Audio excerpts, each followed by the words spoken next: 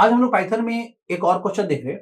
इस क्वेश्चन में हम लोग कवर करेंगे क्या कि हमारे पास लिस्ट में कुछ डेटा है और उसमें से फाइंड आउट करना है कि इसमें से डुप्लीकेट डेटा कौन है। ठीक है, बात समझिए, कौन कौन डुप्लीकेट है ये। अब कौन कौन डुप्लीकेट हो सकता है एक से ज्यादा डेटा डुप्लीकेट हो सकता है एक ही डेटा डुप्लीकेट हो। तो हमारे पास एक लिस्ट आएगा डुप्लीकेट डेटा का। ठीक है, तो हम इस डुप्लीकेट डेटा को नया लिस्ट में हम क्या करेंगे, हम लोग अपेंड करेंगे, ऐड करेंगे। चलिए देखते हैं यहाँ पे क्या करना है। चलिए, तो हम लोग सबसे पहले एक डी नाम का एक न्यू लिस्ट, इंपीटी लिस्ट बना लेते हैं। अब इस इंपीटी लिस्ट में से हम लोग को फाइंड आउट करना है जो मेरा ओरिजिनल लिस्ट में से, उसमें से डेटा निकाल कर और जो डुप्लीकेट है उसको इसमें ऐड करना है। अब कैसे फाइंड आउट करेंगे, सबसे पहले तो हमें तो सबसे पहले लिस्ट का एक एक डेटा निकालना होगा। एक एक डेटा निकालने के लिए हम एक लूप लगा लेते हैं, फॉर एन इन नम्स। ठीक है, अब ऐसा करेंगे तो इससे क्या होगा कि मेरा एक एक डेटा लिस्ट का, नम्स नाम का जो लिस्ट है उसका एक एक डेटा एन में आ जाएगा।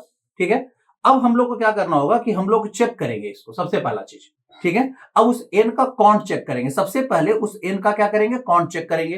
तो मेरे पास नम्स नाम का जो लिस्ट है उसमें फंक्शन अप्लाई करेंगे, काउंट फंक्शन, उसमें एन को पास कर देंगे। अगर इसका जो काउंट है, काउंट मतलब कि टोटल फ्रीक्वेंसी, ठीक है, कितना है, ग्रेटर देन क्या हो, 1 हो। ग्रेटर देन 1 हो, इसका मतलब है कि वो डेटा ऑलरेडी डुप्लीकेट है। इसका मतलब है कि वो एक से ज्यादा बार लिस्ट में आया है। ठीक है, एंड यहां पे एक और कंडीशन लगा देंगे, अब वो डेटा मेरा डुप्लीकेट लिस्ट में नहीं होना चाहिए। क्लियर है, अगर डुप्लीकेट लिस्ट में रहेगा तो ऑलरेडी वो ऐड हो चुका है डुप्लीकेट लिस्ट में, हमें सिर्फ उसमें डुप्लीकेट में यूनिक ही डेटा ऐड करना है उसमें। तो हम यहां पे क्या लिखेंगे, एंड आपका जो है एन जो होना चाहिए, नॉट इन होना चाहिए। नॉट इन किस में होना चाहिए, जो मेरा डुप्लीकेट लिस्ट है डी, उसमें होना चाहिए। अगर ये दोनों कंडीशन सही है तब आपको इस डेटा को ऐड कर देना चाहिए डी में। क्लियर है, तो यहां पे लिख देंगे क्या, डी डॉट अपेंड। क्लियर है, अपेंड फंक्शन यूज कर लेंगे और एन को यहां डाल देंगे। क्लियर है, ये काम होते रहेगा हर एक डेटा के लिए।